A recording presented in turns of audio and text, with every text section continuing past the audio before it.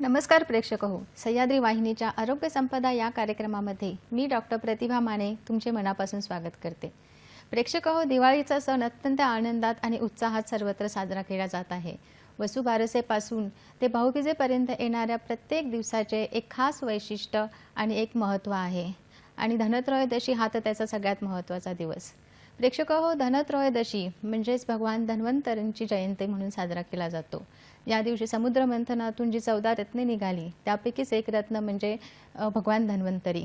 आणि प्रेक्षक हो, धन्वंतरी जयंतीच्या दिवशीच म्हणजेच धनत्रयोदशी राष्ट्रीय आयुर्वेद दिवस हा साजरा केला जातो।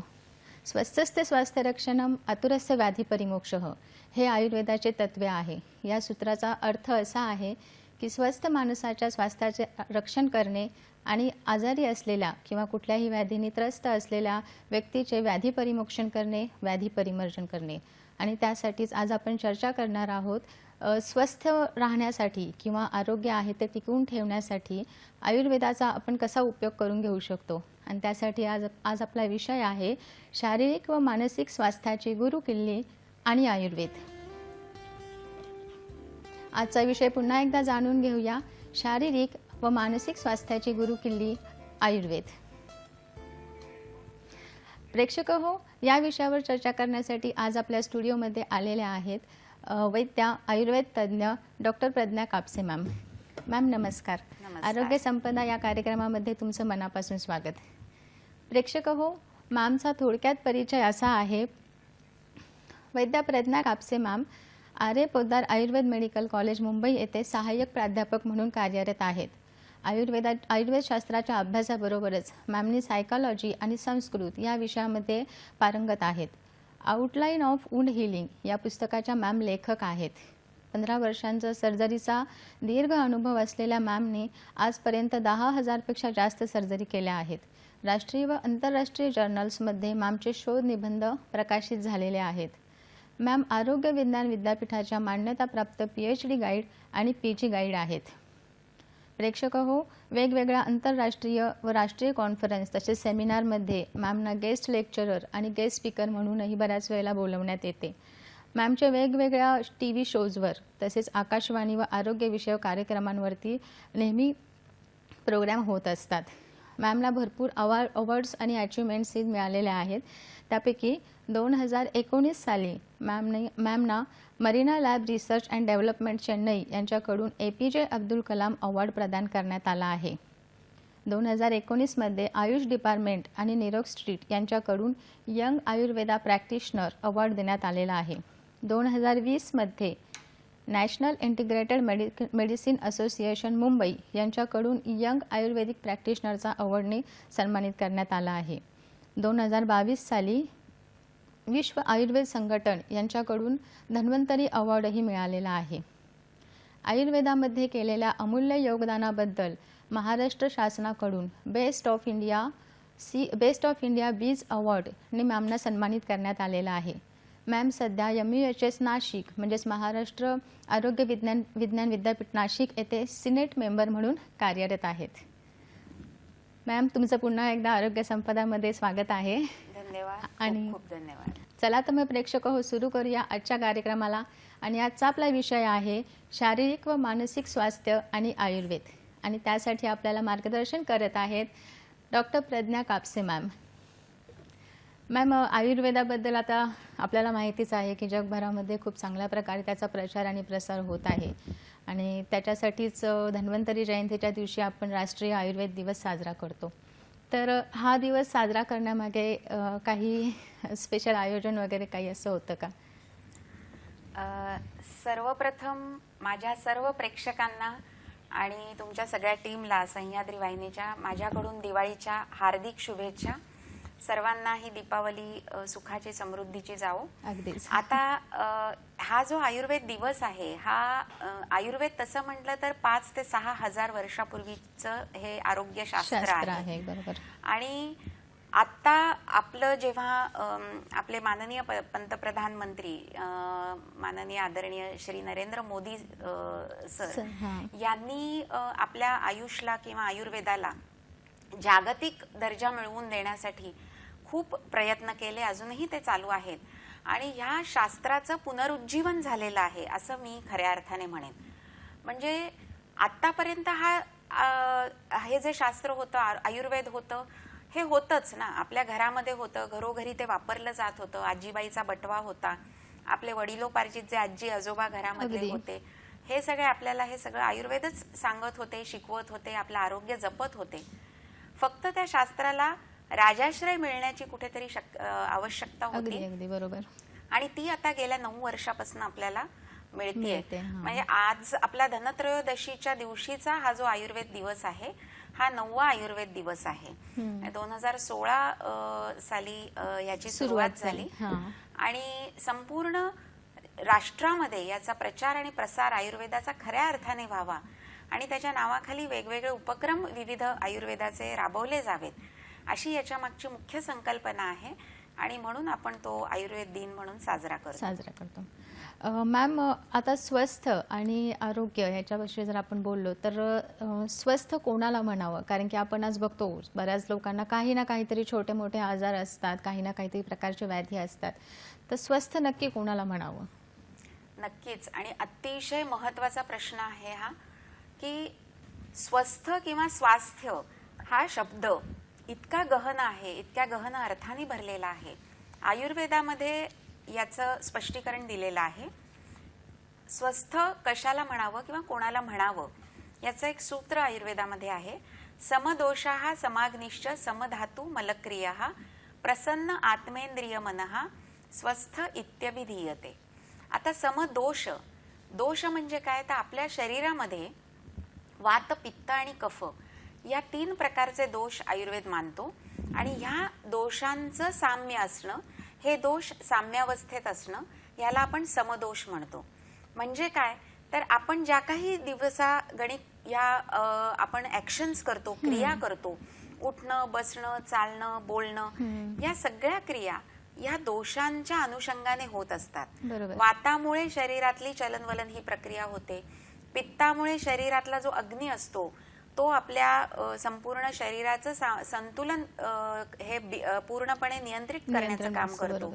कफ हा धातू, जो दोष जो आहे, हा शरीराचं संधान प्रक्रिया, संधान कार्य जे आहे ते पूर्णपणे संतुलित करण्याचं काम करतो. अशा प्रकारे हे दोष संतुलित असणं फार महत्वाचं आहे. समदोषाः समाग्निश्च, अग्नी हा शरीराचा जो आहे, हा अग्नी साम्यावस्थेत असणं, समावस्थेत असणं हे खूप महत्वाचं आहे. अग्नी म्हणजे काय, तर शरीराची भूक. मग ही भूक तुम्हाला कशी लागते हे आपण नंतर डिटेलमध्ये बघणारच आहोत, जेव्हा आपण अग्नी आणि आहार या गोष्टीकडे येऊ. पण हा अग्नी साम्यावस्थेत असणं म्हणजे विषम नसणं किंवा खूप वाढलेला असणं किंवा खूपच कमी असणं, मंद झालेला असणं, कशा प्रकारचे लागते कशा प्रकारचे आपण अग्नीचं डिस्क्रिप्शन करू शकतो. याच्यानुसार आपण अग्नीचं तारतम्य ठरवतो. तर हा समाग्नी आणि समधातू, शरीरामध्ये 7 प्रकारचे धातू आहेत, रस, रक्त, मांस, मेद, अस्थि, मज्जा, शुक्र. तर हे 7 धातू आहेत. या 7 धातूंचं सुद्धा साम्यावस्था आपल्या शरीरामध्ये टिकवून ठेवणं हे सुद्धा आयुर्वेदाने सांगितलेलं आहे. तर समदोषा समाग्निश्च समधातू मलक्रियः. आपल्या शरीरामध्ये मल म्हणजे काय, तर ही एक म्हणजे कुठली तरी वाईट गोष्ट आहे असं नाहीये, की जे काही मलमूत्र किंवा अस्थिधातूचे काही ख मल सांगितलेले आहेत, घाम येणं किंवा आपली नख, हे सुद्धा ख मलामध्ये आपण आयुर्वेदामध्ये गणतो. तर ह्या मलांची साम्यावस्था असणं, अशा रीतीने या सर्व घटकांची साम्यावस्था शरीरामध्ये असणं, अशा प्रकारची व्यक्ती जी आपल्याला सापडेल ती व्यक्ती स्वस्थ आहे. आणि ह्या साम्यावस्थेला जपणं म्हणजे स्वास्थ्य जपणं असं आयुर्वेद सांगतो. अगदीच. प्रेक्षक हो, मॅमने स्वास्थ्याबद्दल खूप छान सांगितलेलं आहे. स्वस्थ निरोगी व्यक्ती कोणाला म्हणावं हे मॅमने खूप चांगल्या प्रकारे सांगितलेलं आहे. आपला मॅम, आपण आता दोषांबद्दल चर्चा करतच आहोत. तुम्ही आता ओघाणी दोषांपर्यंत आलेलाच आहात. तर प्रेक्षक हो, सगळ्यांनाच प्रश्न असतो की जेव्हा आपण आयुर्वेदिक चिकित्सकाकडे जातो त्यावेळेला आपल्याला प्रकृतीबद्दल विचारलं जातं किंवा प्रकृतीचं ॲनालिसिस केलं जातं. तर प्रकृती म्हणजे काय आणि दोषांबद्दल थोडीशी अजून माहिती सांगाल का? नक्कीच. आयुर्वेद हा सगळा प्रकृतीच्या अवतीभोवतीच गुंफलेला आहे असं म्हणायला हरकत नाही. आणि आता नवीन आयुष मंत्रालयाने प्रकृती ॲनालिसिसवर खूप भर दिलेला आहे. म्हणजे त्यांचं असं मिशन आहे की देश मधल्या प्रत्येक माणसाची व्यक्तीची प्रकृती अॅनालाइज करून तिच्यावर काम करणं आणि त्यानुसार हा मोठा सर्वे पूर्ण जगामध्ये करणं हे आता सध्या आपलं आयुष मंत्रालयाचं मिशन आहे. आणि 5 ते 10 कोटी लोकांपर्यंतचा डाटा आपल्याला जमवायचा आहे. तर प्रकृती म्हणजे काय, तर शरीराची आणि मनाची जी ठेवण असते आपल्या, जी जन्मतःच असते, ही साधारणतः बदलत नाही कधीच मरेपर्यंत, त्याला आपण प्रकृती असं म्हणतो. आणि प्रकारानुरूप प्रकृतीचं विघटन किंवा विश्लेषण आपण प्रत्येक व्यक्तिगणिक करत असतो. दोष जे आहेत वात पित्त कफ यांचं प्राधान्य शरीरामध्ये ज्या प्रकारे असतं त्या प्रकारे त्या व्यक्तीची प्रकृती आहे असं आपण म्हणतो. जसं वातिक प्रकृती, पैत्तिक प्रकृती आणि श्लेष्मज प्रकृती किंवा कफज प्रकृती. मग वाताचं आधिक्य थोड्याफार प्रमाणामध्ये ज्या व्यक्तीमध्ये आहे त्याला आपण वात प्रकृती म्हणतो. पित्त प्रकृती म्हणजे ज्यांना सतत भूक लागते किंवा ज्यांचा वर्ण जो आहे हा खूप गोरा आहे किंवा अशा अनेक शारीरिक आणि मानसिक गुण त्याच्यामध्ये सांगितलेले आहेत. वात प्रकृती असणारी जी माणसं असतात ही खूप चंचल असतात, अस्थिर असतात किंवा मनाने खूप अशी ज्याला म्हणतो ना की दुबळी असतात, अनस्टेबल असतात आणि लगेच क्षणामध्ये त्यांचा निर्णय हा बदलत असतो. कफ प्रकृतीची माणसं ही खूप स्टेबल असतात, स्थिर असतात. यांना भूक सुद्धा खूप उशिरा लागते किंवा दिवसभर सुद्धा हे पाणी न पिता सुद्धा या व्यक्ती राहू शकतात. यांना राग पटकन येत नाही. पित्त प्रकृतीच्या माणसांना राग हा पटकन येतो आणि तेवढा पटकन शांत पण होतो. कफ प्रकृतीच्या माणसांना राग येत नाही, पण तो आला तो खूप काळपर्यंत टिकून राहतो. म्हणजे अशा या शारीरिक आणि मानसिक गुणांचं विश्लेषण आयुर्वेदाने प्रकृती ह्या कॅटेगरीमध्ये एवढं सुंदर केलेलं आहे की आपली प्रकृती कोणती आहे ही आपण जन्मतः सुद्धा आपण त्याचं विश्लेषण करू शकतो. त्याच्यानंतर नाडी विश्लेषण म्हणून एक आयुर्वेदाने सांगितलेलं आहे की नाडी तरंगिणी नावाचं एक ऍप डेव्हलप झालेलं आहे आयुर्वेदामध्ये. अनेक आयुर्वेदिक महाविद्यालयांमध्ये किंवा रुग्णालयांमध्ये हे नाडी तरंगिणीचं एक मशीन आता आपल्याला बघायला मिळतं, ज्याच्याद्वारे आपली नाडी कोणती, वाताची नाडी आहे, पित्ताची नाडी आहे, कफाची नाडी आहे हे आपण ठरवू शकतो आणि त्यानुसार त्या त्या व्यक्तीच्या प्रकृतीचं विश्लेषण करतो. ही प्रकृती का माहीत असायला पाहिजे, तर समजा माझी पित्त प्रकृती आहे तर मला माहिती आहे की मला दर 2 तासांनी भूक लागते, माझा अग्नी खूप तीक्ष्ण आहे किंवा राग पटकन येतो. त्यानुसार त्या लक्षणांना साजेसा असा विहार किंवा आहार आपण त्याला सजेस्ट करू शकतो की तुम्ही हे अन्न घ्या किंवा तुम्ही या प्रकारचा व्यायाम करा किंवा तुम्ही या प्रकारचं पंचकर्म करा की जेणेकरून त्या दोषाचा त्या व्यक्तीमध्ये हा बॅलन्स राहील, समतोल राहील आणि त्याचे आजार त्याला होणार नाहीत. तर याच्यासाठी ही प्रकृती विश्लेषण आयुर्वेदाने सांगितलेलं आहे. बरोबर आहे. प्रेक्षक व प्रकृतीबद्दल मॅमने खूप छान सांगितलेलं आहे. आपण आयुर्वेदिक ट्रीटमेंट ज्या वेळेला घेतो त्यावेळेला चिकित्सेच्या दृष्टिकोनातून प्रकृती आणि दोष यांचं साम्य असणं किंवा याच्यामध्ये काय बिघाड झालेला आहे हे कळणं अत्यंत गरजेचं असतं आणि दोषानुसार आणि प्रकृतीनुसारच प्रत्येक व्याधीची चिकित्साही केलेली जाते. मॅम आता आपण पुढे वळतो शारीरिक आणि मानसिक व्याधींकडे. तर आयुर्वेदानुसार किंवा दोषांनुसार शारीरिक आणि मानसिक व्याधींचे वर्गीकरण कसे केले जाते? हा अतिशय चांगला प्रश्न आहे आणि महत्त्वाचा मुद्दा आहे. कसं आहे, वर्ल्ड हेल्थ ऑर्गनायझेशन जे आहे, जागतिक आरोग्य संघटना, त्यांनी हेल्थ याची जी कन्सेप्ट आहे ही व्याख्या करताना त्यांनी असंच दिलेलं आहे की शारीरिक आणि मानसिक स्थिती ही सुव्यवस्थित असणे, स्टेबल असणे. मग शरीरासोबतच मनाचंही जे काही कॉन्ट्रीब्युशन आहे ह्याच्यामध्ये खूप महत्वाचं आहे.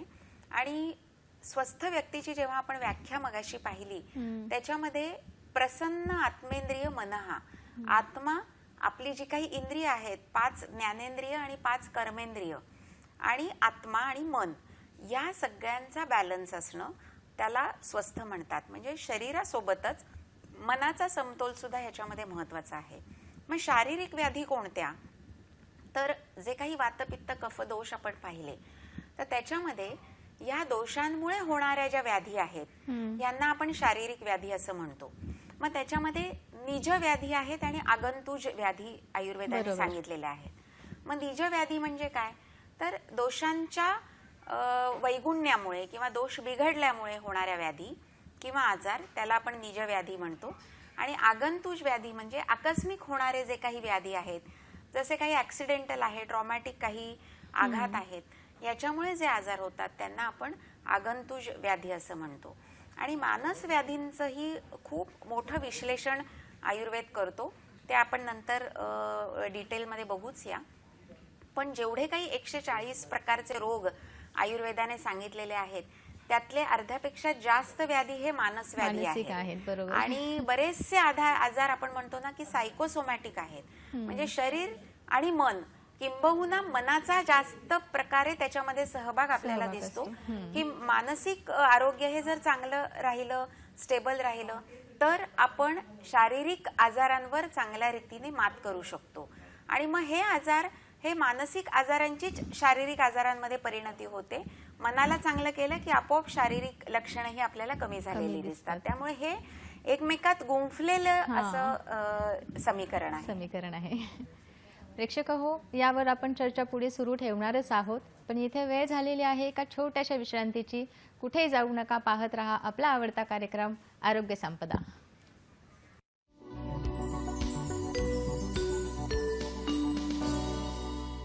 प्रेक्षक हो, ब्रेक नंतर तुमचं पुन्हा एकदा स्वागत आहे आरोग्य संपदा या कार्यक्रमामध्ये. आणि आज आपण चर्चा करत आहोत शारीरिक आणि मानसिक आजारांची स्वास्थ्याची गुरुकिल्ली आयुर्वेद या विषयावर. आणि त्यासाठी आपल्याला मार्गदर्शन करत आहेत वैद्या आयुर्वेद तज्ज्ञ डॉक्टर प्रज्ञा कापसे मॅम.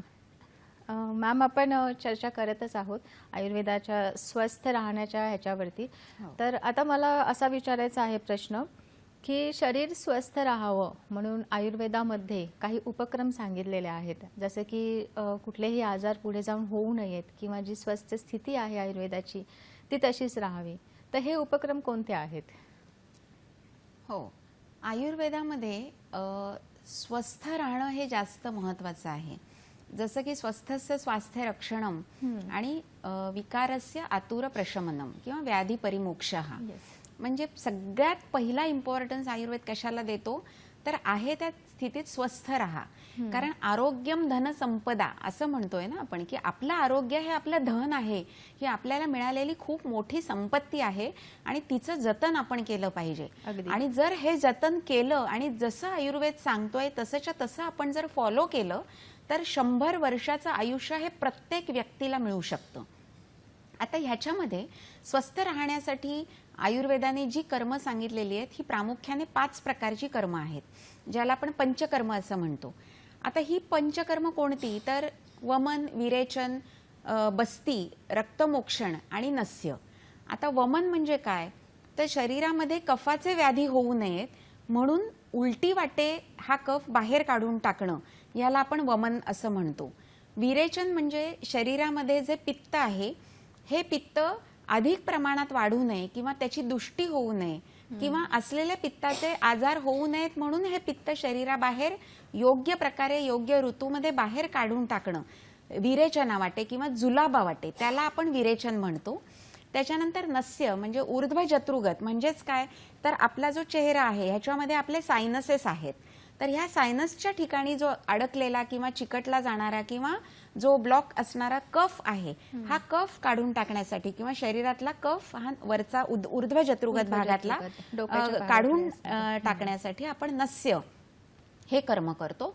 त्याच्यानंतर विरेचन बघितलं, नस्य बघितलं. रक्तमोक्षण, रक्तमोक्षण म्हणजे अनेक कारणांमुळे आपल्या शरीरामध्ये, म्हणजे आजकाल लोकांना बाहेरचं जंक फूड, फास्ट फूड खाण्याची खूप सवय आहे आणि त्याच्यामुळे वेळी अवेळी खाणं आहे, तर ह्यामुळे शरीरामधलं जे रक्त आहे ते रक्त दूषित होतं आणि ह्या रक्ताची दुष्टी झाल्यामुळे हे रक्त बाहेर काढणं खूप आवश्यक असतं, नाहीतर अनेक प्रकारचे व्याधी, त्वचारोग होतात.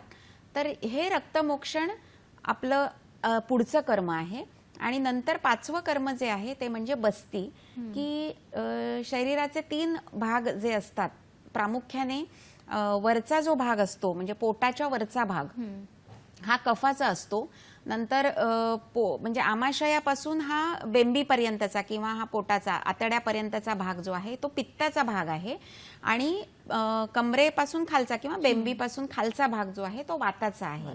तर हा वाताचा जो दोष आहे हा साम्यावस्थेत राहावा किंवा हा वात खूप वाढू नये याच्यासाठी बस्ती हा उपक्रम खूप श्रेष्ठ सांगितलेला आहे. आणि गुदद्वारांमार्गे किंवा संडासच्या जागेतून आपण काही औषधी तेल आणि काढे हे आपण आतमध्ये सोडतो आणि त्याच्यामुळे वातदोष हा कमी होतो किंवा संतुलित राहतो आणि म्हणून बस्ती हे कर्म केलं जातं. तर अशा प्रकारची ही 5 कर्म ही प्रत्येकाने आपापल्या प्रकृतीनुसार आणि आपापल्या शरीरामधल्या दोषाधिक्यानुसार त्या त्या ऋतूमध्ये जर केली तर नक्कीच शारीरिक आणि मानसिक स्वास्थ्य हे जपलं जातं, यात शंका नाही. प्रेक्षक हो, पंचकर्माबद्दल मॅमनी खूप छान माहिती सांगितलेली आहे. पंचकर्म हे वर्षातून एकदा किंवा गरजेनुसार प्रत्येकाने करून घेतलं पाहिजे. आपल्या शरीरामध्ये जे काही व्याधी असतात किंवा पुढे होऊ नये म्हणून एक शरीराची शुद्धी म्हणून आपण पंचकर्माकडे जाऊ शकतो. प्रत्येकाला आपल्या चिकित्सकाच्या सल्ल्यानुसार पंचकर्म करून घ्यायला इझी होईल. मॅम, आपला पुढचा प्रश्न आहे की आयुर्वेदामध्ये सकाळी उठल्यापासून रात्री झोपेपर्यंत कुठले कुठले कर्म करायचे किंवा शरीर स्वस्थ ठेवण्यासाठी किंवा एक आपल्या डेली शरीराचा भाग म्हणा त्यासाठी एक दिनचर्या सांगितलेली आहे, त्याला आपण डेली रेजिम म्हणतो. तर दिनचर्येमध्ये कोणत्या कोणत्या गोष्टींचा समावेश होतो आणि कशा प्रकारे आपण दिनचर्येचं पालन करायला पाहिजे? खूप सुंदर आणि महत्त्वाचा मुद्दा आहे हा आणि अतिशय सुंदर आणि समर्पक वर्णन केलेलं आहे आयुर्वेदामध्ये. दिनचर्या म्हणजे काय तर शब्दामध्येच सांगितलेलं आहे. दिन म्हणजे दिवस, चर्या म्हणजे जे आचरण आपण केलं पाहिजे त्याला आपण चर्या म्हणतो. तर दिनचर्या, आता दिनचर्या म्हणजे आपण दिवसभरामध्ये कसं वागलं पाहिजे, सकाळी उठल्यापासून रात्री झोपेपर्यंत काही काय केलं पाहिजे. तर ह्या सगळ्या गोष्टी ज्या येतात त्याला आपण दिनचर्या असं म्हणतो. मग दिनचर्येमध्ये सगळ्यात महत्त्वाचं की सकाळी उठल्यानंतर आपण दात घासणं.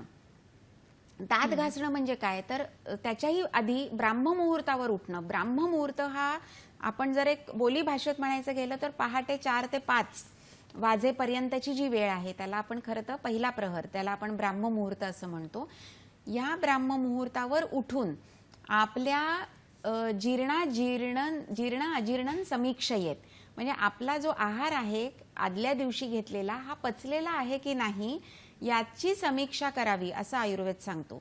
आणि मग त्यानुसार मलमूत्र विसर्जन करावं आणि मलमूत्र विसर्जन करून आपला दिवस चालू करावा. मग ह्याच्यामध्ये दात घासणं म्हणजे दंत प्रक्षालन. मग दात कसे घासायचे तर पूर्वीच्या काळी ते जी काही कडुनिंबाची काडी आहे त्या काडीनी दात घासायचे. मग हे दात घासण्यासाठी ती काडी वापरून चघळून चघळून त्याचा जो रस आहे तो जिभेवर येईपर्यंत, ज्याच्यामुळे आपली मुखशुद्धी चांगली होते. तर ही मुखशुद्धी होण्यासाठी हे दात कडुनिंबाच्या काडीने घासायला सांगितलेले होते. त्याच्यानंतर स्नान आहे. मग स्नान हे कोष्ण जलाने करावं. त्याच्यानंतर आपला जो काही पुढचा उपक्रम आहे तो म्हणजे जो आपला आहार आहे, मग नाश्ता किंवा जो काही आपण भूक लागली आहे आपल्याला, आपला अग्नी आता प्रज्वलित झालेला आहे हे पाहून आपण म्हणजे आपण आहार घेण्यासाठी सुरुवात केली पाहिजे. तर असे अनेक प्रकारचे उपक्रम ह्यात आहेत. मग नंतर मॅम, आपण दिनचर्येवर अशी चर्चा सुरू ठेवणार आहोत, पण आपल्याला एक फोन येतोय. यल्लप्पा इंगळे सोलापूरवरून. हॅलो. ठीक आहे. हां बोला मॅडम. हां, नमस्कार यल्लप्पाजी, तुमचा प्रश्न विचारा. तर मॅडम मला लहान आता जवळजवळ 4 वर्षाखाली मला मार लागलं होतं. बरं. डोक्याला उजव्या साईडच्या कानाच्या वरच्या बाजूला मार लागलं होतं, मस्तकाला म्हणा की. बरं. त्याची काय झाले की काय की थोड्या दिवसांनी ते दुखणं खाली खाली सरकत आलं आणि मानेपर्यंत आलं. मानेपर्यंत आलं आणि ते मानेपाशी आल्यावरती काय झाले की काय की मॅडम मी स्तब्धच राहिलो. एका ठिकाणी स्तब्ध, हलणं नाही, उठणं नाही, बसणं नाही, एकदम भिन्न मृत अवस्थेमध्ये. तर आणि हे असं मला घारघडी बोलू लागलं सर. मॅडम, तुमचं वय किती आहे? 58. 58 आहे. ठीक आहे, आणि चालेल. त्याच्यानंतर बी मॅडम परवा सुद्धा मार लागला मला. ओके. परवा सुद्धा मार लागलं, ते गुडघ्यावरती मार लागलं, ते खाली पिंडरणीवरती यायला लागलं, हाडावरती. ते भयंकर सूज व्हायला लागले आणि दुखणं भयंकर व्हायला लागलं मला. अच्छा, नक्कीच तुमचा प्रश्न आलेला आहे आमच्यापर्यंत. मॅम त्यांचं एकदम व्यवस्थित उत्तर देतील आणि आयुर्वेदानुसार आपण काय करू शकतो हेही सांगतील. धन्यवाद यल्लप्पाजी. मॅम, त्यांना ॲक्सिडेंटल हिस्ट्री आहे. मागे पडल्यामुळे त्यांना डोक्यालाही मार लागला होता आणि आता गुडघ्यांमध्येही लागलेला आहे, सूज आहे. आणि स्तब्धता जो एक आपला वाताचा गुण आहे त्याच्यानुसार त्यांना ते लक्षणं जाणवत आहेत. तर आपण काय करू शकतो? 58 वय आहे त्यांचं. हो, इंगळे साहेबांनी आता जो प्रश्न विचारला ना, तर त्याच्यामध्ये त्यांना आघातज हा व्याधी आपण म्हणू शकतो. आघात झाल्यामुळे तुम्हाला ही सगळी स्तब्धता शरीरामध्ये आलेली आहे. औषधोपचार तर तुमचे चालूच असतील, तुम्ही तपासण्याही काही केलेल्या असतील, पण आयुर्वेदानुसार थोडंसं सांगायचं झालं तर स्नेहन आणि स्वेदन हे 2 प्रकार तुम्हाला खूप चांगला रिलीफ देऊ शकतील असं वाटतं.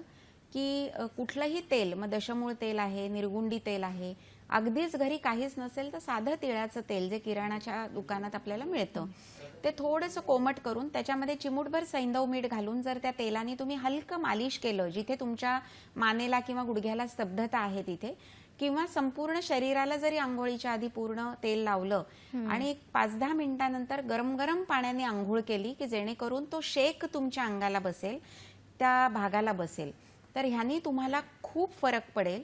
आणि त्याच्यानंतर पोटातून घेण्याची जी काही औषधं आहेत ती मात्र तुम्ही वैद्यकीय सल्ल्यानेच जवळच्या वैद्यांना किंवा डॉक्टरांना विचारून घ्या, अशी माझी तुम्हाला असा सल्ला राहील. बरोबर. मॅम, आपण दिनचर्येबद्दल चर्चा करत आहोत. तर दिनचर्येमध्ये आपण दंत धावण याच्यानंतर पुढच्या प्रक्रियेपर्यंत जात आहोत. तर दंत धावण्यानंतर काय सांगितलेलं आहे? नंतरचा जो उपक्रम आहे तो आहे जिव्हा निर्लेखन. जिव्हेवर जो काही कफ आपला चिकटा असतो, एक सकाळी साठलेला असतो, आपण दिवस रात्रभर झोपलेलो असतो, आणि ते जे लाळ आणि हे सगळे जे लाळेतले घटक आहेत त्याच्यामुळे आणि शरीरामधला जो आम ज्याला आपण म्हणतो की आहारामधून नको असलेला भाग आहे तो सगळा काही अंशी आपल्या जिभेवर साठतो. आणि हा जिभेचा जो चिकटा आहे तो काढून टाकण्यासाठी एक टंग क्लीनर मिळतं आपल्याकडे, बाजारात आहे ते. त्यांनी ते जिव्हा निर्लेखन करून जिव्हा खरवडून काढणं, थोडक्यात आपली जीभ, आणि ती स्वच्छ करणं. जीभ ही कशी गुलाबी असली पाहिजे, आणि ती गुलाबी जीभ हा तुमच्या उत्तम सुदृढ आरोग्याचा आरसा आहे. त्यामुळे डॉक्टर तपासायला आल्यावर, आपण डॉक्टरकडे गेल्यावर पहिल्यांदा रुग्णाला सांगतात जीभ दाखवा. तर जिभेमुळे काय कळतं आपल्याला? तर हेच कळतं की बाबा तुझं पोट कसं आहे, तुझा अग्नी कसा आहे, तुझा आहार कसा आहे, तुझं पचन कसं आहे, आणि संपूर्ण तुझं मेटाबॉलिझम जे आहे, चयापचय क्रिया, ही आपल्याला त्या एका जिभेवरून समजते. त्यामुळे जीभ ही अतिशय महत्वाची आहे. आणि त्याच्यानंतर मग आपण जे काही अनेक बाकीचे उपक्रम करतो की स्नान करणं, अभ्यंग करणं, म्हणजे तेल लावून आंघोळ करणं, उटणं लावणं, उद्वर्तन म्हणजे आता दिवाळीच्या दिवसामध्ये आपण जे काही उटणं लावतो, खरं तर हे वर्षभर लावायला पाहिजे. कारण ह्याच्यामध्ये जे काही आयुर्वेदिक द्रव्यांची जी सूक्ष्म चूर्ण आहेत, बारीक चूर्ण आहेत, ही चूर्ण म्हणजे त्याच्यामध्ये नागरमोथा आहे, वाळा आहे, त्याच्यानंतर संत्र्याची साल असते, गुलाबाची पावडर आहे, रक्तचंदन आहे, आंबे हळद आहे. तर अशी अनेक द्रव्य असतात आणि ह्यांनी युक्त असं हे जे चूर्ण आहे ह्याचं उटणं आपण बनवतो आणि ते सुगंधी उटणं आपण शरीराला लावतो. हे साधारणपणे तेलामध्ये मिक्स करून हे तेलाचं सुवासिक उटणं आपण संपूर्ण शरीराला लावलं पाहिजे. आणि उठण्यामुळे काय होतं तर शरीरावरचा, त्वचेवरचा जो काही अतिरिक्त कफ आहे हा कफ निघून जातो. शरीरावर एक्सेस ऑइली जर स्किन असेल तर हा स्निग्धपणा, हा ऑइलीनेस आपला निघून जातो. शरीराची त्वचा ही कांती तुकतुकीत व्हायला मदत होते आणि अनेक प्रकारचे फायदे आपल्याला, त्वचा ही तजेल दिसते आणि त्याच्यामुळे उठण्याचं महत्व आहे. आणि उठणं हे रोज आपण लावलं पाहिजे, पण ते आपण फक्त दिवाळीला लावतो. तर आता ह्या दिवाळीला संकल्प करूया आपण ह्या कार्यक्रमाच्या निमित्ताने की आपण दिवसा रोज जेव्हा आंघोळ करू तेव्हा थोडासा वेळ, 5 मिनिटं लागेल, पण तेलामध्ये ते उठणं मिक्स करून रोज लावायचं आणि गरम गरम पाण्याने आंघोळ करायची. म्हणजे तुमचा अभ्यंगही होईल, उद्वर्तनही होईल आणि गरम गरम पाण्याने आंघोळ केल्यामुळे तो शेक शरीराला बसेल आणि तुम्हाला कुठल्याही प्रकारच्या वाताच्या व्याधी होणार नाहीत. अगदी. उठणं लावल्यानंतर मग पुढचा जो उपक्रम असतो तो असतो काजळ लावणं. तर दिव्याखाली आपण जी आधी काजळी तयार करायचो पूर्वीच्या काळी घरी, ते काजळ लावण्याची पद्धत आहे. म्हणजे डोळ्यांचे कुठलेही विकार होऊ नये. डोळ्यामध्ये आता इतका डिजिटल मीडियाचा वापर माणूस करतोय, कंटिन्युअस 24 तास कम्प्युटर आणि मोबाईलवर आपण असतो आणि त्याच्यामुळे आपल्या डोळ्यांवर जो काही अत्याचार होतोय तो आपल्याला लक्षात येत नाही. मग अशा वेळेला ह्या डोळ्यांना सुद्धा एक रिलॅक्सेशन पाहिजे. मग रात्री झोपताना गुलाब पाण्याच्या पट्ट्या थंड डोळ्यावर ठेवणं किंवा डोळ्यामध्ये आपण हा जो सुरमा आहे किंवा ती काजळ आहे ते लावणं, की जेणेकरून डोळे चुरचुरणार नाहीत किंवा डोळ्यामध्ये असलेला अतिरिक्त जो मल आहे किंवा ते दोष आहेत ते निघून जायला पाण्यावाटे मदत होईल आणि डोळे स्वच्छ आणि चांगले राहतील, दिसायलाही सुंदर दिसतील. हे सगळे जे काही प्रत्येक उपाय सांगितलेले आहेत ना दिनचर्येमध्ये, हे खूप महत्वाचे आहेत. मग त्याच्यानंतर मग आपण भोजन कसं घ्यावं. मग दुपारी दिवा स्वाप ज्याला आपण म्हणतो, की दुपारी झोपू नये. तर दुपारी जर झोपलं तर अनेक प्रकारचे प्रमेहासारखे मधुमेहासारखे व्याधी होतात. मग दिवास्वाप जर घ्यायचा असेल किंवा आराम करायचा असेल तर वामकुक्षी ज्याला आपण म्हणतोय, की डाव्या अंगावर जस्ट एक 10 मिनिटं पडावं आणि तो आराम करावा, त्याला वामकुक्षी. असं ढाराढूर 2-3 तास झोपू नये असंही आयुर्वेद सांगतो. तर ह्या सगळ्या या बारीक बारीक गोष्टी ज्या आयुर्वेदामध्ये सांगितलेल्या आहेत ना, या सगळ्या आपल्या या लाईफस्टाईल डिसऑर्डरशी रिलेटेड आहेत आणि ह्या जर आपण दिवसभर फॉलो केल्या, मग संध्याकाळचं जेवण कसं घ्यावं, तर सूर्यास्ताच्या अगोदर घ्यावं. झोपावं कधी, तर लवकर झोपे लवकर उठे त्याला आरोग्य ज्ञान संपत्ती लाभे असं आपण म्हणतो. मग लवकर झोपावं लवकर उठावं. तर हे जे सगळे कानमंत्र आयुर्वेदाने दिलेले आहेत, ह्या सगळ्याचं आचरण आपण प्रत्येकाने जर केलं तर नक्कीच सगळेजण स्वस्थ राहतील आणि डॉक्टरकडे जाण्याची वेळ येणार नाही. अगदी छान मॅम. ज्याप्रमाणे दिनचर्येचे पालन केले जाते, सकाळी उठल्यापासून रात्री झोपेपर्यंत कोणत्या कोणत्या गोष्टींचे अनुसरण करावे, आचरणात आणाव्या, ह्या सगळं मॅमनी आता खूप छान पद्धतीने सांगितले आहे. पण प्रेक्षक हो, ऋतुमानानुसार किंवा हवेमध्ये होणाऱ्या बदलांनुसार त्याचाही परिणाम आपल्या शरीरावर होत असतो. अगदी कळत नकळत कुठले ना कुठले तरी व्याधी आपल्याला वातावरण बदलामुळे सुद्धा होत असतात आणि त्याचंही वर्णन ऋतुचर्या या टॉपिकमध्ये खूप सुंदर प्रकारे केलेलं आहे. तर आपण आता ऋतुचर्येबद्दल मॅम कडून जाणून घेऊया. मॅम, ऋतुचर्येबद्दल काय सांगाल? हा, ऋतुचर्या म्हणजे आपल्या आयुर्वेदाने 6 ऋतू प्रामुख्याने सांगितलेले आहेत. शिशिर, वसंत, ग्रीष्म, वर्षा, शरद, हेमंत.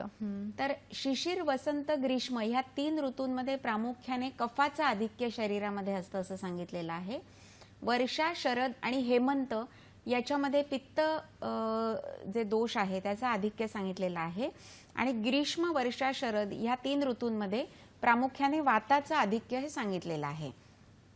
मग ह्या 3 दोषांमध्ये ह्या 6 ऋतूंची विभागणी झालेली आहे आणि एका ऋतूमध्ये त्या दोषाचा संचय होतो, त्याच्या पुढच्या ऋतूमध्ये त्या दोषाचा प्रकोप होतो आणि त्याच्या पुढच्या ऋतूमध्ये त्या दोषाचा ज्याला आपण म्हणतो परत साम्यावस्थेत यायला सुरुवात होते. तर प्रत्येक ऋतूनुसार तो दोष वाढू नये म्हणून काही कर्म सांगितलेली आहेत. जसं मी म्हटलं की वसंत ऋतू आहे, तर कफाचं आधिक्य असल्यामुळे वासंतिक वमन आपण करतो. तर वसंत ऋतूमध्ये आपण स्वस्थ राहण्यासाठी आणि वर्षभर तुम्हाला कफाचे आजार होऊ नये म्हणून वमन हे करून घेतलं पाहिजे.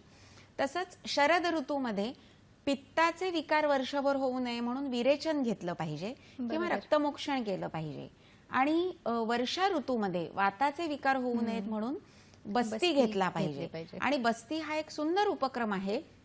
आम्ही वैद्य लोक असं म्हणतो की बस्ती घ्यावा, बस्ती द्यावा, बस्ती जीवाचा विसावा. आणि बस्ती प्रत्येकाने जर वर्षभरातनं एकदा जरी घेतला योग बस्ती, तरी वाताचे आजार हे वर्षभरात होणार नाही. मॅम, आपल्याला एक कॉल येतोय. वंदना पावसकर पुण्यावरून. हॅलो हॅलो वंदनाजी. हा, बोला मॅम. हा, माझा एक प्रॉब्लेम आहे मॅडम. हा, विचारा. माझी जीभ नेहमी सुजते, महिन्यातनं 2 ते 3 वेळा. अच्छा, जिभेला सूज येते. जिभेला सूज येते माझ्या मॅडम. बरं. तुमचं वय किती आहे वंदनाजी? 58. अच्छा, काही दुसरा त्रास वगैरे, डायबिटीज, बीपी वगैरे? नाही, डायबिटीस नाहीये, पण वाताचा त्रास होतो. पोट असं मधनं गॅसेसमुळे दुखतं आणि तीच कळ पायापर्यंत जाते, त्यामुळे पाय पण दुखतो माझा. ठीक आहे, धन्यवाद वंदनाजी, तुमचा प्रश्न पोहोचलेला आहे. मॅम, त्यांच्या जिभेला सूज येते आणि थोडेसे वाताचा पण त्यांना त्रास आहे, हो, तर आपण काय सांगू शकाल याच्यावर? जिभेला सूज येते किंवा जीभ जड होणं किंवा ज्याला आपण थोडंसं बोलताना सुद्धा ते स्लर्ड स्पीच हां, बरोबर आहे. हे सगळे जे विकार आहेत ना, हे थोडंसं शरीरामध्ये वात आणि कफाची दृष्टी झाल्यामुळे होतात. आता ह्याच्या मागे नक्की काय कारण आहे, तर ते हेतू किंवा कारण शोधणं आवश्यक आहे. तर एकतर तुमची पूर्ण दिनचर्या कशी आहे, त्याच्यामध्ये तुम्ही झोपता किती वाजता, उठता किती वाजता. मी जसं आत्ता सांगितलं की ह्या लाईफस्टाईल मॉडिफिकेशन्स करणं खूप आवश्यक आहे. आणि निदान परिवर्जन म्हणजे हे समूळ कारण जर आपण नष्ट केलं तर तुम्हाला याचा फार फायदा होईल. तर आपल्या आयुर्वेदामध्ये काही चूर्ण सांगितलेली आहेत. जसं की सगळ्यात सोपं म्हणजे आपल्याला कारस्कर चूर्ण आहे किंवा ज्याला आपण अक्कलकारा चूर्ण आहे, वच्चा चूर्ण आहे. काहीच नाही मिळालं तर वेखंडाची पावडर असते. तर हे वेखंडाची पावडर तुम्ही मधामध्ये मिक्स करून ती जर तुमच्या जिभेला घासलीत तर तुमची ही जिभेची सूज नक्कीच कमी व्हायला मदत होईल. त्याच्यानंतर सकाळी उठून दात घासताना जे जिव्हा निर्लेखन आहे, ज्याला मी म्हणतो टंग क्लिनिंग, मी तुम्हाला मगाशी सांगितलं, तसं जर तुम्ही केलं जिव्हा निर्लेखन तर त्याचाही तुम्हाला फायदा होईल. वाताचा जो काही थोडाफार तुम्हाला त्रास आहे त्याच्यासाठी सगळ्यात बेस्ट तुमचं पोट आधी साफ होतंय का ते बघणं आपल्याला गरजेचं आहे. अग्नी तुमचा कसा आहे आणि एक सौम्य अनुलोमन तुम्ही घेतलं एक आठवड्यातनं 2 दिवस जर तुम्ही एरंडेल तेल हे 15 ml गरम पाण्यामधून रात्री झोपताना घ्यायचं. दुसऱ्या दिवशी पोट हे तुमचं खळखळून चांगलं साफ होईल, 2 ते 3 वेग येतील आणि त्याच्यामुळे तुमच्या शरीरातला वात हा नीट राहायला मदत होईल. आणि बाकी सगळी जी औषधं आहेत ती वैद्यकीय सल्ल्याने तुम्ही जर घेतलीत तर नक्कीच फरक पडेल. तर प्रेक्षक हो, इथे वेळ झालेली आहे एका छोट्याशा विश्रांतीची. कुठेही जाऊ नका, पाहत राहा आपला आवडता कार्यक्रम आरोग्य संपदा.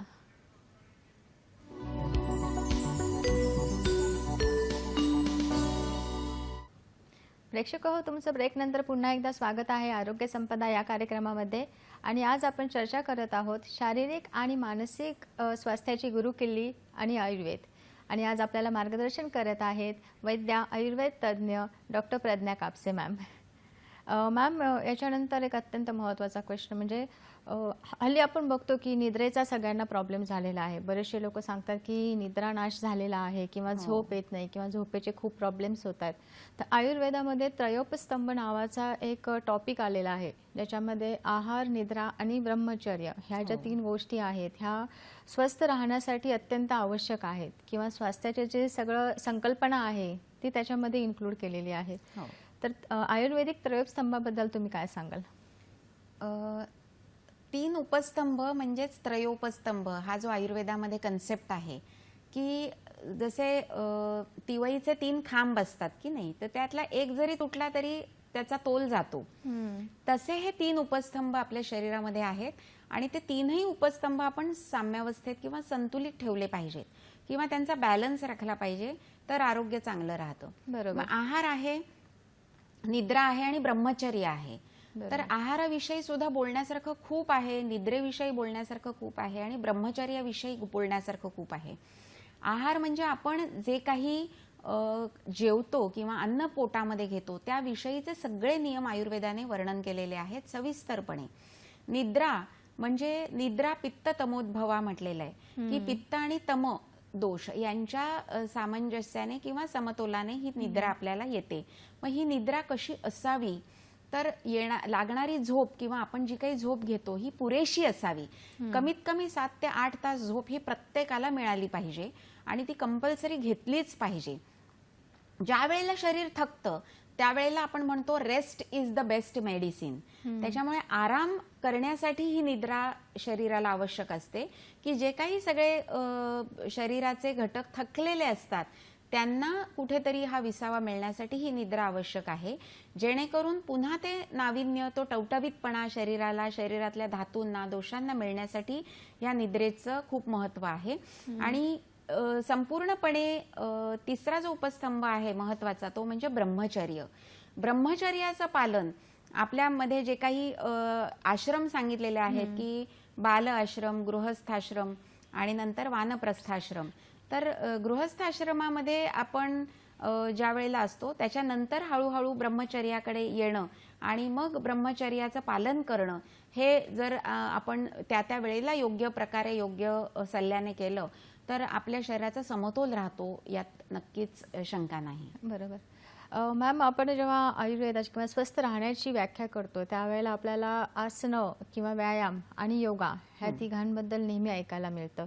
त्याचबरोबर मानसिक रोग ज्यावेळेला आपण विचारात घेतो त्यावेळेला मेडिटेशन म्हणजेच योग करणं किंवा योगानुसार आपल्या ज्या भावना आहेत त्यांच्यावरती कंट्रोल करणं हा एक प्रकार असतो. तर मानसिक आजार आणि योग आणि व्यायाम ह्याच्याबद्दल आपण काय सांगाल? हो, व्यायामाबद्दल आपण बघूया. कारण व्यायाम हा किती करावा, आयुर्वेद असं सांगतो की अर्धशक्ती व्यायाम करावा. म्हणजे काही लोक 2-2, 3-3 तास नुसते व्यायामात घालवतात, पण इतका व्यायाम हा शरीराचं कर्षण करतो, धातूंचं कर्षण करतो, शरीरातला वात क्षीण वाढवतो, होतात धातू. क्षीण होतात सगळे धातू. एवढा व्यायाम सुद्धा गरजेचा नाहीये. आपण जे खातो, खाल्लेलं अन्न पचवण्यासाठी आवश्यक एवढा आपला अर्धशक्ती व्यायाम हा शरीराला रोजचा पुरेसा आहे. मग तुम्ही रोजचं चाला अर्धा तास, सायकलिंग करा, पोहण्याचा व्यायाम करा, अगदीच काही नाही तर घरामध्ये योगासनं करा. 12 सूर्यनमस्कार जरी रोजचे घातले ते सुद्धा खूप चांगले परिणाम देणारे आहेत. त्याच्यानंतर प्राणायाम, शरीरामध्ये आपण जो काही ऑक्सिजन घेतो हा ऑक्सिजन प्रत्येकाने आपापल्या मनाला विचारा की मी दीर्घ श्वसन दिवसातनं किती वेळा करतो किंवा करते. तर आपण एकदाही करत नाही. आपला जो रोजचा श्वास असतो हा अगदी सखोल आणि वरवरचा आहे, त्याच्यामुळे पूर्ण शरीरातल्या नसानसांमध्ये जो ऑक्सिजन पुरायला पाहिजे तो पुरत नाही किंवा जात नाही. तर हा दीर्घ श्वास आपण घेतला पाहिजे. श्वास घेताना संपूर्ण दीर्घ श्वास तो ऑक्सिजन आतपर्यंत गेला पाहिजे. तर याचं ते टेक्निक आहे, त्याला आपण प्राणायाम म्हणतो. मग रोजचा अनुलोम विलोम आहे, भ्रामरी आहे, भस्त्रिका आहे, कपालभाती आहे, हे प्राणायामाचे प्रकार आहेत. हे तुम्ही योग तज्ञांकडून शिकून घेऊन केले पाहिजेत. आणि हा व्यायाम हा शरीराला तुम्हाला जेव्हा आवश्यक आहे तेव्हा केला पाहिजे असं नाहीये. तर जसं आपण रोजच्या रोज उठतो, आपल्याला रोज भूक लागते, आपण आहारही घेतो, त्यानुसार आपण व्यायामही तेवढाच करणं आवश्यक आहे. 10 मिनिटं करा, 15 मिनिटं करा, पण दिवसातला काही वेळ हा तुमच्या व्यायामासाठी दिलाच पाहिजे, जेणेकरून तुमची प्रकृती शारीरिक आणि मानसिक ही साम्यावस्थेत राहील. बरोबर. मॅम, आपल्याला एक फोन येतोय प्रियंकांचा सोलापूरवरून. Hello hello Priyanka. हा बोला, प्रश्न विचारा प्रियंकाजी. मॅडम, मला 1 महिना झालं चिकनगुन्या झाला होता, त्याचा मला आता सध्या फार त्रास होतोय. ओके. सांधे म्हणजे हाताचे मनगट वगैरे फार दुखतात आणि पायाचे घोटे सूज येते कधी आणि दुखतं रोज कंटिन्यू वगैरे असं. अच्छा, ठीक आहे प्रियंकाजी, तुमचा प्रश्न आलेला आहे, धन्यवाद. मॅम, चिकनगुन्याची हिस्ट्री आहे आणि सांधेदुखीचा त्रास सुरू झालेला आहे. हो, आता आपल्याला सध्या ह्या व्हायरल फीवर किंवा हे जे एन्व्हायरमेंटल वेदर चेंजेस ह्याच्यामुळे खूप लोकांना हा चिकनगुनिया सारखा जो आजार आहे की ताप येतो आणि सांधे दुखतात आणि ही सांधेदुखी जवळजवळ 1-2 महिने टिकून राहते. आणि ह्याच्यात सगळ्यात महत्त्वाचं म्हणजे तुमचा आहार आणि तुमच्या शरीरामध्ये धातूंमध्ये आलेली क्षीणता कमी करण्यासाठी योग्य त्या औषधांचा उपाय हे करणं आवश्यक आहे. मी जसं मगाशी सांगितलं तशी लाईफस्टाईल मॉडिफिकेशन करणं, सकाळी लवकर उठणं, ताजं गरम रोजचं अन्न हे बनवून खाणं, शिळं अन्नाचं सेवन न करणं, आहार हा जो घेतो की आपण आमाशयाचे 3 भाग आपण केले पाहिजेत, त्यातला 1 भाग हा स्थूल अन्नासाठी, 1 भाग हा द्रव अन्नासाठी आणि 3रा भाग हा मोकळा राहिला पाहिजे. आपण पोटभर अगदी तडस पोटाला लागेपर्यंत जेवतो, हे खूप चुकीचं आहे. मग थोडंसं खा, टप्प्याटप्प्याने खा, पण जे काही खाल ते चांगलं खा, स्वस्थकर खा. मग ह्याच्यामध्ये तुम्ही पालेभाज्यांचं प्रमाण हे नियंत्रित ठेवा किंवा हिरव्या पालेभाज्या आहे, फळभाज्या आहे, सलाड आहे, यांचाही कमी प्रमाणात पण नियंत्रित वापर करा. जे काही तुम्ही चिकन किंवा नॉनव्हेज जे काही मांसाहारी पदार्थ आहे यांचं सेवन न केलेलं बरं, कारण त्याच्यामुळे बद्धकोष्ठतेसारखे आजार होण्याची शक्यता असते, अग्नीसुद्धा मंद होतो. तर खास करून चिकनगुनियामध्ये ह्याचा तुम्ही प्रामुख्याने नक्कीच आचरण करा. त्याच्यानंतर आपण पाणी जे पितो हे पाणी तुमच्या सांध्यामध्ये अडकलेला हा कफ आहे आणि हा कफ तुम्हाला त्रास देतोय, जिथे वात आणि कफ साठलेला आहे आणि म्हणून ती तुम्हाला सूज किंवा ते दुखणं आहे सांध्यांमध्ये. तर त्या सांध्यांना तुम्ही तेल लावून गरम गरम पाण्याने शेका आणि गरम पाणी आहारामध्ये पण घ्या, म्हणजे उष्णोदक सेवन करा, त्याने तुम्हाला फायदा होईल. सुंठ, मिरे, पिंपळी यांचा वापर करा. दुधामध्ये सुंठ आणि हळद घालून तुम्ही त्या दुधाचं सेवन केलं तरी तुम्हाला याचा नक्कीच फायदा होईल. मिलेट्सचा आपण आता सध्या खूप ऐकतोय. मग आहारामध्ये मैदा आणि गहू ह्याचं सेवन खूप कमी करणं आवश्यक आहे. मैदा तर शरीराला हानिकारकच आहे, त्यामुळे ब्रेड, बिस्किट, त्याच्यानंतर बेकरीचे पदार्थ यांचा वापर टाळला पाहिजे. दह्याचं सेवन, आंबट पदार्थ, खारट किंवा मीठ हे जास्त शरीरामध्ये घेतलं नाही पाहिजे आहारामधून. त्याच्यानंतर बाजरी, ज्वारी, नाचणी यांच्यामधून, मिलेट्समधून आपल्याला कॅल्शियम खूप मिळतं. मग ह्याची भाकरी तुम्ही घ्या, ह्याची पोळी घ्या. नंतर एरंडेल तेलाचा वापर हा आठवड्यातनं एकदा दोनदा करा, ज्याच्यातून तुमच्या वाताचं शरीरातलं अनुलोमन हे चांगलं होईल. दुधाचा वापर करा. सगळ्यात महत्त्वाचं, शरीरामध्ये जो काही सांध्यांमध्ये असलेला कफ आहे आणि हा जो एक स्टिफनेस आलेला असतो, धमनी काठिण्य शरीरामध्ये दिसतं 50 नंतर, त्याच्यासाठी साजूक तुपाचा वापर हा केला गेलाच पाहिजे. आणि तुपाचा उपयोग हा अतिशय महत्त्वाचा आहे. तुपामुळे कोलेस्ट्रॉल वाढत नाही, तुपामुळे वजन वाढत नाही. तर हा तुपाचा वापर तुम्ही केला पाहिजे. उपवास हा काही प्रमाणामध्ये आपण जो सांगितलेला आहे आपल्या शास्त्रामध्ये, नवरात्रीत आपण करतो. लंघन म्हणजे लघु आहार घेणं. साबुदाणा आणि वरीचे तांदूळ ह्याच्यासारखं आपण एकादशी दुप्पट खाशी भरपूर आहार घेणं आणि पोटाला तडस येणं असं नकोय. जिभेचे चोचले गुदाला टोचले असं आम्ही म्हणतो की याच्यानंतर मग मूळव्याध आणि भगंदर, फिशर यासारखे हे गुदगत विकार होतात. त्यामुळे उपवास केला तरी सुद्धा हलकं मोजून मापून खा, जेणेकरून तुम्हाला पुढे जाऊन त्रास होणार नाही आणि तुमचं शारीरिक मानसिक आरोग्य हे स्वस्थकर राहील. अगदी छान मॅम, तुम्ही आहाराबद्दल खूप चांगल्या प्रकारे मार्गदर्शन केलेलं आहे. आहार कसा घ्यावा, किती घ्यावा, कोणत्या प्रकारे घ्यावा हे मॅमने आपल्याला खूप चांगल्या पद्धतीने सांगितलेलं आहे. तर प्रेक्षक हो, इथे वेळ झालेली आहे आता थांबण्याची. मॅमने आज आपल्याला शारीरिक आणि मानसिक स्वास्थ्याची गुरुकिल्ली या विषयावर खूप चांगल्या पद्धतीने मार्गदर्शन केलेलं आहे. मॅम, आपण इथे आलात आणि आम्हाला खूप चांगली मोलाची माहिती सांगितली, आयुर्वेदाबद्दल खूप चांगलं मार्गदर्शन केलं, त्याबद्दल मी तुमच्या आणि सह्याद्री वाहिनीच्या वतीने आभार व्यक्त करते. खूप खूप धन्यवाद. आणि प्रेक्षकांना मी एवढंच सांगेल की स्वस्थ खा आणि मस्त राहा. आणि जे काही आपलं आयुर्वेद आहे या शास्त्राला टिकवून ठेवायचं असेल तर हे आचरण तुम्ही तुमच्या नक्कीच ह्याच्यामध्ये तुमच्या वागण्यात आणा आणि शारीरिक आणि मानसिक स्वास्थ्य नीट ठेवा, जेणेकरून 100 वर्षाचं आरोग्य मिळण्यासाठी नक्कीच मदत होईल. तर प्रेक्षक हो, इथे वेळ झालेली आहे आता निरोप घेण्याची. पुन्हा भेटूया पुढच्या कार्यक्रमामध्ये एका नवीन तज्ज्ञांसोबत एका नवीन विषयावर. प्रेक्षक हो, दीपावली सुरू आहे. दीपावलीच्या तुम्हाला सगळ्यांना आनंदमयी आणि आरोग्यदायी शुभेच्छा. धन्यवाद.